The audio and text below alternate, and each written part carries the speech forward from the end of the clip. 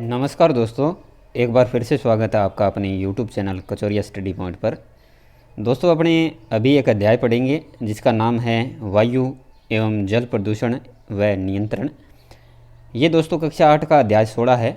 और आपको बता दूं कि अपने जो इससे पहले जो अध्याय पढ़े हैं सारे के सारे अपने राजस्थान बोर्ड की जो 18-19 वाली बुक है उनसे पढ़े हैं, क्योंकि गवर्नमेंट ने साफ साफ बोला है जो अभी राजस्थान में आगामी एग्ज़ाम होने हैं वो 18-19 वाली बुक को ध्यान में रखते हुए क्वेश्चन पेपर बनाए जाएंगे।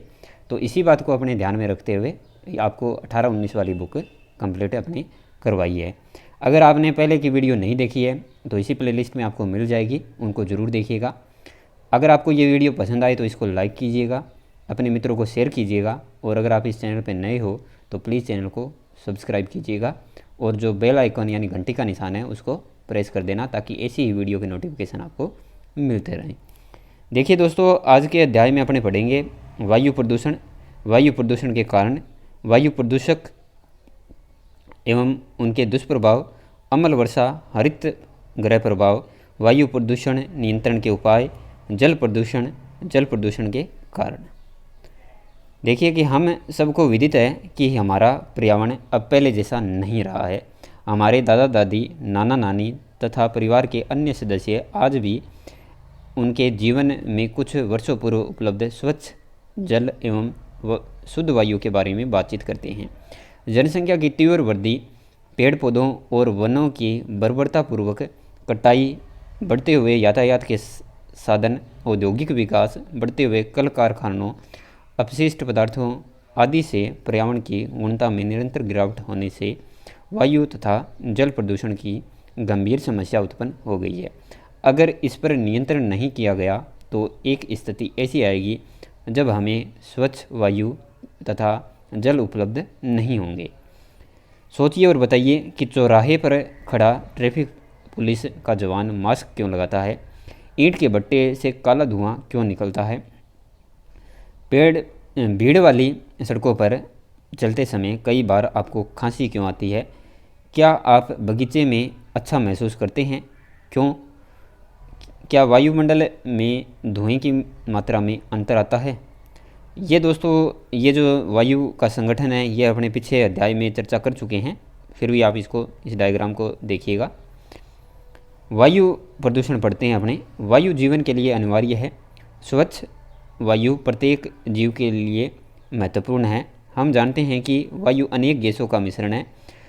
इसमें लगभग 78% नाइट्रोजन व 21% ऑक्सीजन गैस है। इसके अतिरिक्त वायु में कार्बन डाइऑक्साइड, ऑर्गन, मीथेन, अन्य गैसें तथा जलवाष्प भी अल्प मात्रा में पाए जाते हैं। प्रकृति में जंतु और वनस्पति में पारस्परिक आदान प्रदान से वायु का संगठन संतुलित रहता है, किंतु कुछ प्राकृतिक कारणों जैसे ज्वालामुखी का फटना, जंगल में आग लगना आदि एवं मानव जनित कारणों जैसे कल कारखानों, वाहनों, निर्माण एवं खनन कार्यों आदि से वायु में हानिकारक गैसों, धूल के कणों तथा धुएं की मात्रा निरंतर बढ़ रही है, जो समस्त जीव जंतुओं के स्वास्थ्य पर बुरा असर डालती है। इसे वायु प्रदूषण कहते हैं। यानी वायु प्रदूषण क्या होता है? वायु के सामान्य संगठन में गुणात्मक या मात्रात्मक परिवर्तन वायु प्रदूषण कहलाता है। वायु प्रदूषण के कारण कौन कौन से हैं देखिएगा और अच्छे से समझिएगा और अपने नोट्स में नोट कीजिएगा। पहला है वाहनों के द्वारा। सभी प्रकार के वाहनों में ईंधन दहन से अनेक प्रकार की जहरीले गैसें जैसे carbon monoxide, sulphur dioxide, nitrogen oxide आदि निकलती है, जो वायु को प्रदूषित कर देती है। इसके अलावा उद्योगों द्वारा रसायन, इस्पात, खाद, सीमेंट, चीनी आदि के उद्योगों से निकलने वाले अपशिष्ट वायु प्रदूषण को बढ़ाते हैं। नेक्स्ट है कृषि क्रियाएं। फसलों को कीटों से बचाने के लिए कीटनाशक का छिड़काव किया जाता है, जिससे कुछ रसायन वायु में मिलकर वायु को प्रदूषित कर देते हैं। नेक्स्ट है घरेलू प्रदूषण। घरों पर भोजन पकाने हेतु लकड़ी, कंडे यानी जो अपने कंडे जो वो होते हैं वो अपने उपले होते हैं ना, जो गोबर के बनाते हैं, का उपयोग किया जाता है, जिनसे निकलने वाला धुआं वायु को प्रदूषित कर देता है। इसी तरह घर के अपशिष्ट खुली जगह पर छोड़ देने से भी वायु प्रदूषण होता है। पांचवा बिंदु है व्यक्तिगत आदतें, जैसे धूम्रपान से निकलने वाला धुआं भी वायु को प्रदूषित कर देता है। इसके अलावा प्राकृतिक स्रोतों द्वारा देखें तो ज्वालामुखी, भूगर्भीय विस्फोट, आंधी, तूफान आदि प्राकृतिक आपदाओं के द्वारा भी वायु का प्रदूषण होता है। और सातवां है पॉइंट अपना दुर्घटनाएं। मानवीय असावधानियों से होने वाली दुर्घटनाएं, जैसे आणविक स्टेशन पर विस्फोट, युद्ध सामग्री में आग, कारखानों से गैस रिसाव आदि भी वायुमंडल को घातक रूप से प्रदूषित कर देती है। ये चित्र में फैक्ट्रियों से निकला धुआं दिखा रखा है और ये स्वचालित वाहनों के कारण जो वायु प्रदूषण है वो भी दर्शा रखा है। आठवां बिंदु है अपना पेड़ व वनों की अंधाधुंध कटाई। वनोन्मूलन के कारण गैसों के असंतुलन से भी वायुमंडल दूषित हो जाता है। और नेक्स्ट नौवां बिंदु है जनसंख्या वृद्धि। जनसंख्या की तीव्र वृद्धि के कारण भी वायुमंडल प्रदूषित हो रहा है। ये भी जानिए कि 3 दिसंबर 1984 को हुए भोपाल गैस कांड को विश्व की प्रमुख रासायनिक दुर्घटना के रूप में जाना जाता है। अब एक गतिविधि है सर्वेक्षण कार्य के द्वारा ये दर्शाइए कि अपने मोहल्ले के 25 परिवारों का सर्वेक्षण कर यह पता लगाइए कि कितने लोग श्वसन संबंधी बीमारियों से ग्रसित है। ये आप करके देख सकते हैं। और नेक्स्ट बिंदु है अपना वायु प्रदूषक एवं उनके दुष्प्रभाव। वायु को प्रदूषित करने वाले पदार्थों को वायु प्रदूषक कहते हैं। जैसे वाहनों के धुएं में carbon monoxide, carbon dioxide, nitrogen के ऑक्साइड, NO2 आदि प्रदूषक उपस्थित होते हैं। प्रदूषकों के दुष्प्रभाव कौन कौन से हैं वो देखिए। पहला बिंदु है इसका, पेट्रोल तथा डीजल के अपूर्ण दहन से कार्बन मोनोऑक्साइड उत्पन्न होती है, जो एक विषैली गैस है। यह रक्त में ऑक्सीजन वाहक क्षमता घटा देती है। इसके अलावा दूसरा बिंदु देखिए, शीशा युक्त पेट्रोल में पाया जाने वाला टेट्रा एथिल लेड भी एक घातक प्रदूषक है। यह कैंसर एवं क्षय रोग का कारक है। और तीसरा बिंदु है, सर्दियों में अपने वायुमंडल में कोहरे जैसी मोटी परत देखी होगी। यह धुएं तथा कोहरे से बनती है। इसे धूम कोहरा कहते हैं। धुएं में नाइट्रोजन के ऑक्साइड होते हैं जो अन्य वाहन प्रदूषकों तथा कोहरे से मिलकर धूम कोहरा बनाते हैं। इससे दमा, खांसी, अस्थमा तथा बच्चों में सांस लेने के साथ साथ हरहराहट आदि रोग उत्पन्न होते हैं। चौथा बिंदु अपना पेट्रोलियम परिष्करण शालाओं से सल्फर डाइऑक्साइड या नाइट्रोजन डाइऑक्साइड जैसे गैसीय प्रदूषक उत्पन्न होते हैं। विद्युत संयंत्रों में प्रयुक्त ईंधन में से भी सल्फर डाइऑक्साइड उत्पन्न होती है।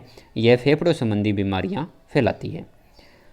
पांचवा बिंदु है क्लोरोफ्लोरोकार्बन यानी CFC एक प्रकार का वायु प्रदूषक है, जिसका उपयोग रेफ्रिजरेटरों, एयर कंडीशनरों एवं एरोसोल फुहार में होता है।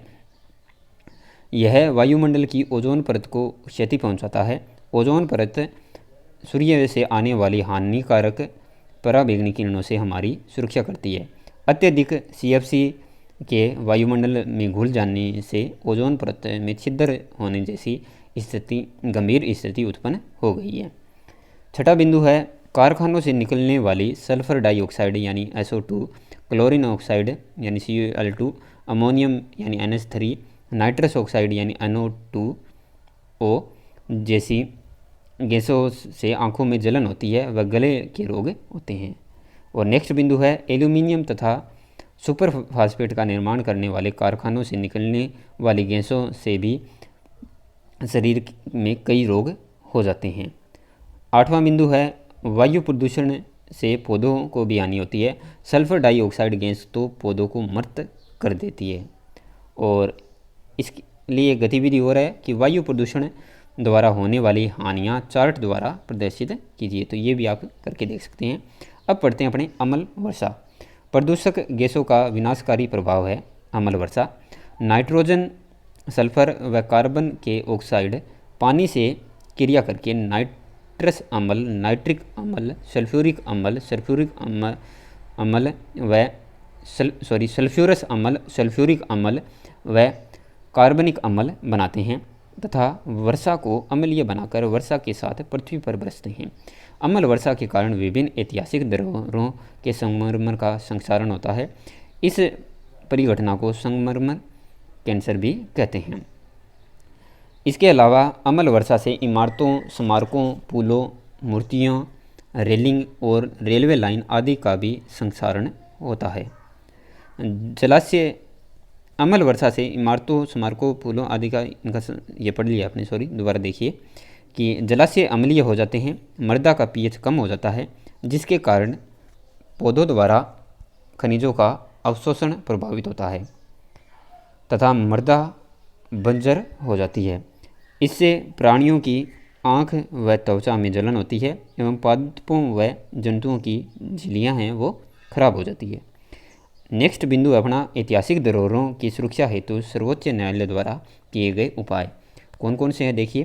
पहला देखिए, उद्योगों को सीएनजी यानी संपीड़ित प्राकृतिक गैस तथा एलपीजी यानी द्रवित पेट्रोलियम गैस जैसे स्वच्छ ईंधनों का उपयोग करने हेतु आदेश दिए गए हैं। और दूसरा है, ताजमहल के क्षेत्र में मोटर वाहनों को शीशा रहित पेट्रोल का उपयोग करने के आदेश हैं। एक गतिविधि और है कि समाचार पत्र विभिन्न पत्र पत्रिकाओं से विभिन्न ऐतिहासिक धरोहरों के चित्रों को कटिंग कर कोलाज निर्मित कीजिए। तो ये भी आप करके देखिएगा।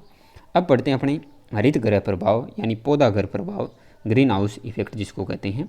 वो देखिए कि ठंडे स्थानों में पौधों की वृद्धि कराने के लिए खेतों या बगीचों में कांच के घर बनाए जाते हैं। इन्हें हरित गृह कहते हैं। हरित गृह में हम देखते हैं कि सूर्य की ऊष्मा इसमें प्रवेश तो करती है पर इससे बाहर नहीं निकल पाती है, इसलिए हरित गृह गर्म रहता है। पृथ्वी का वायुमंडल भी हरित गृह की तरह कार्य करता है। सूर्य की किरणें वायुमंडल से होती हुई पृथ्वी पर पहुंचकर पृथ्वी की सतह को गर्म करती है। सूर्य के विकिरणों का कुछ भाग पृथ्वी द्वारा अवशोषित कर लिया जाता है और कुछ परावर्तित होकर अंतरिक्ष की ओर पुनः चला जाता है। परावर्तित विकिरणों का कुछ भाग वायुमंडल में रुक जाता है। यह रुकी हुई किरणें वातावरण का तापमान बढ़ा देती है। इस प्रभाव को हरित गृह प्रभाव या ग्रीन हाउस प्रभाव कहते हैं। इस प्रभाव के लिए CO2 गैस उत्तरदायी है। यह हमारे लिए लाभदायक है। इस प्रक्रम के बिना पृथ्वी पर जीवन संभव नहीं हो सकता, किंतु अब यह प्रक्रम जीवन के लिए खतरा बन गया है। वायुमंडल में जब CO2 की अधिकता हो जाती है तो यह प्रदूषक की तरह कार्य करती है। CO2 ऊष्मा को रोक लेती है और उसे वायुमंडल में नहीं जाने देती है। इससे वायुमंडल के औसत ताप में निरंतर वृद्धि हो जाती है। इसे विश्व उष्णन यानी ग्लोबल वार्मिंग कहते हैं। CO2 के अतिरिक्त मीथेन, नाइट्रस ऑक्साइड तथा जलवाष्प को भी हरित गृह जैसे कहते हैं। अब पढ़ते हैं अपने विश्व उष्णन यानी जो ग्लोबल वार्मिंग है वो पढ़ते हैं अपने एक यानी विश्व उष्णन एक गंभीर संकट।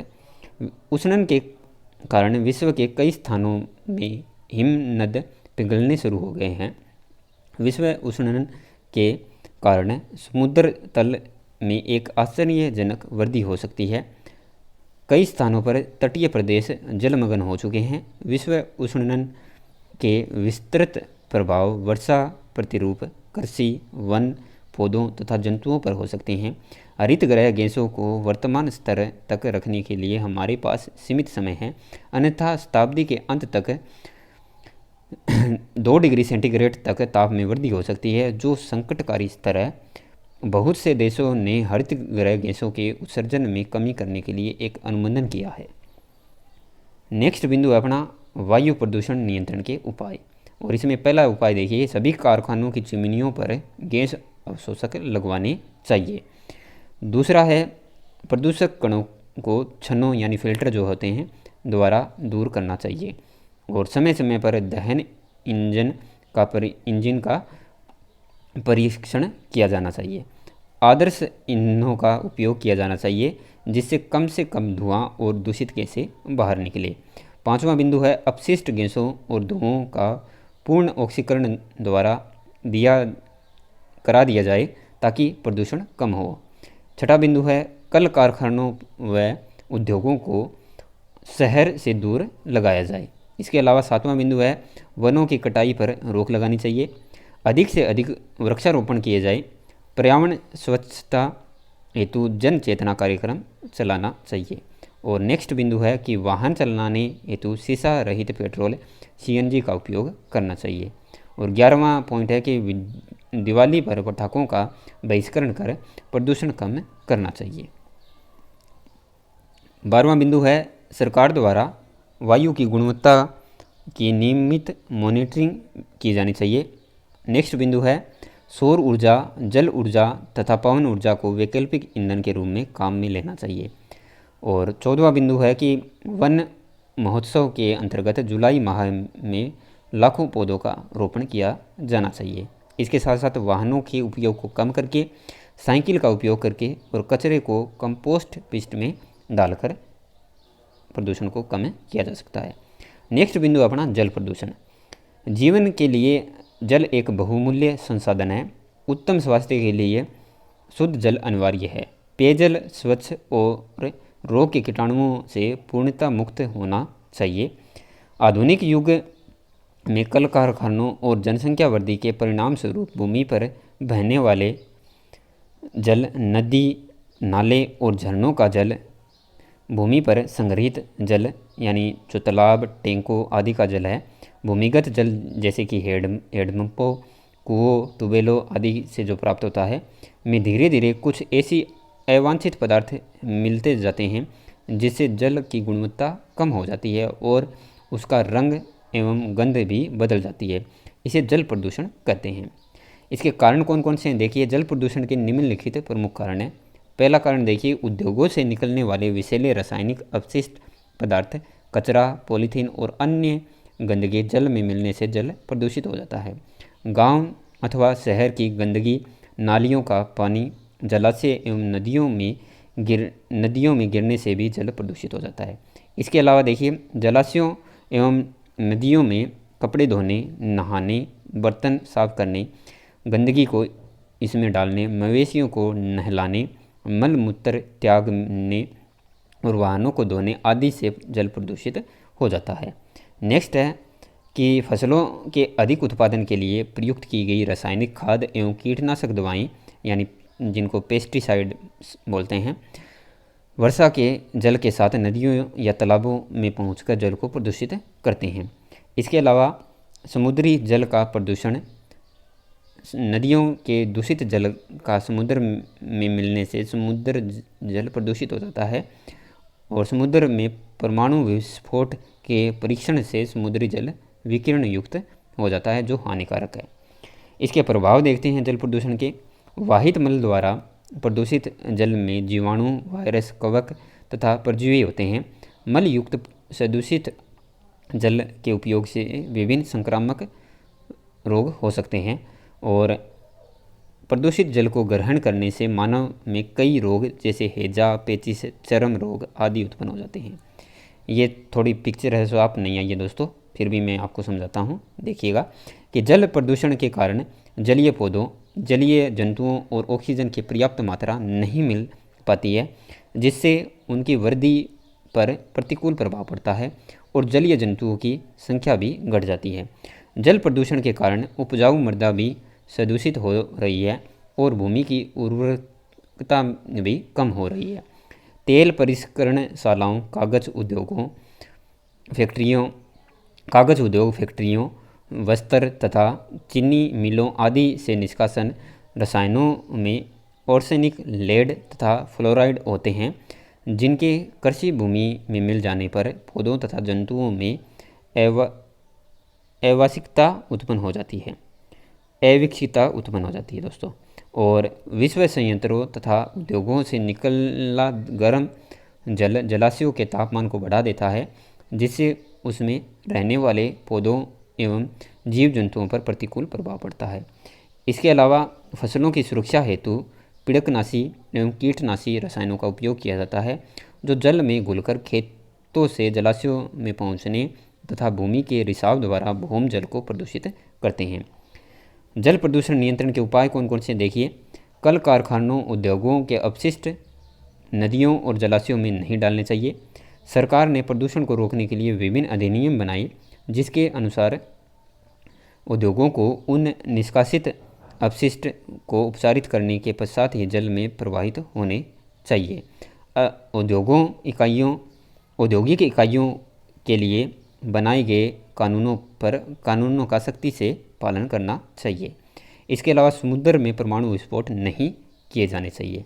जलाशयों, नदियों, तालाबों आदि के जल में गंदे बर्तन साफ करने, कपड़े धोने एवं पशुओं को नहलाने पर प्रतिबंध लगाना चाहिए। नदी, तालाब और कुओं के निकट मल मूत्र नहीं त्यागना चाहिए। पेयजल स्रोत की सफाई तथा जांच नियमित होनी चाहिए।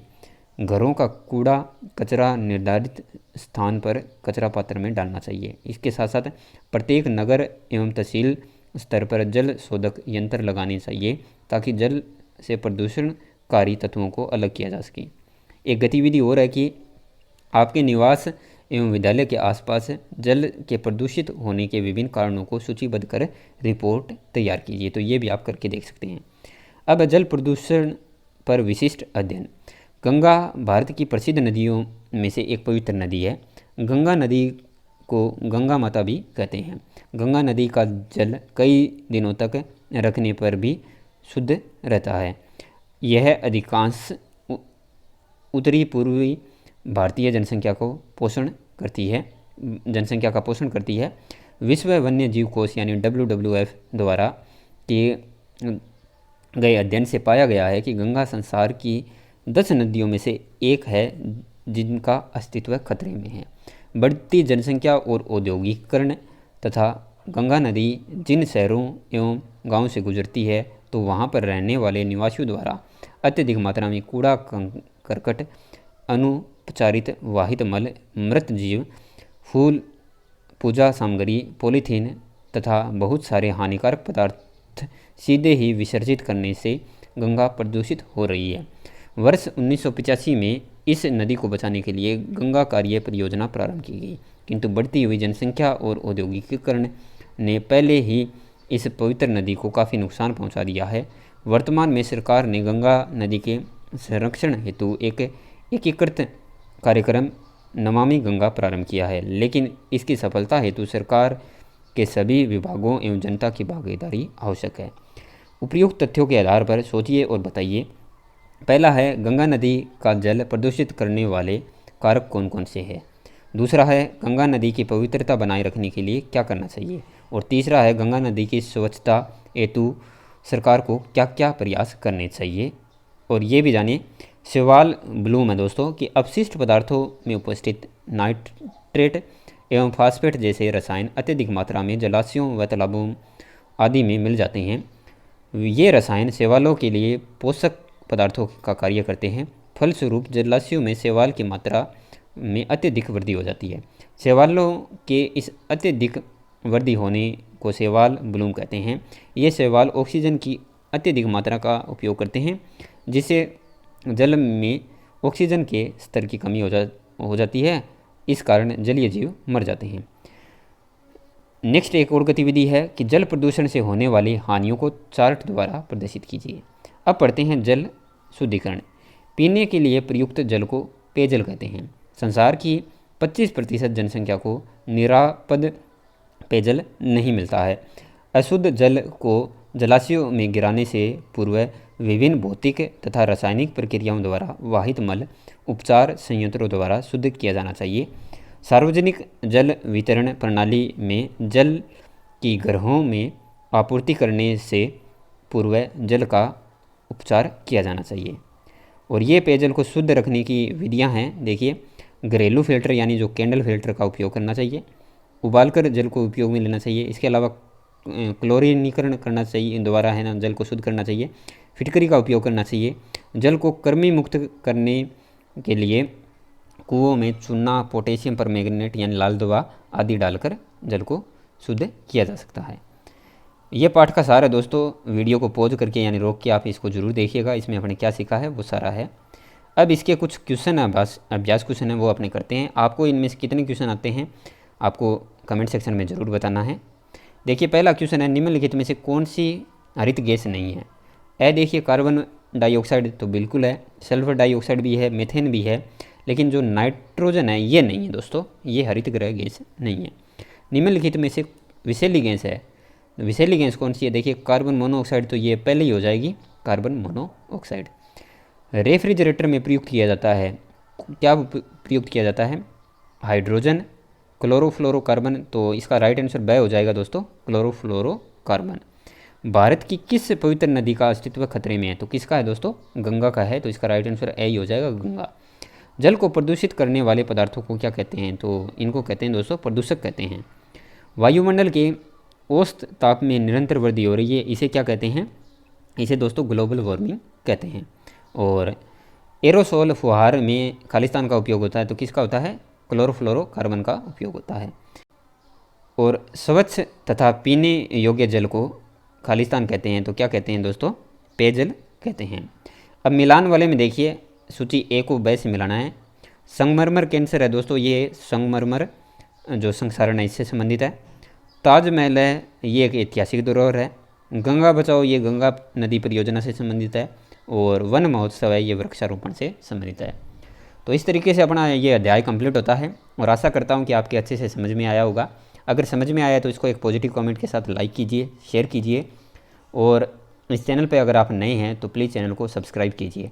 साथ ही अगर हमारी कुछ कमियां आपको नज़र आई है तो इस वीडियो में के कमेंट सेक्शन में ज़रूर बताइएगा, ताकि जो आगामी वीडियो है उसमें हम उसको सुधार सकें। तो दोस्तों मिलते हैं नेक्स्ट वीडियो में एक नए टॉपिक के साथ, तब तक के लिए जय हिंद, वंदे मातरम।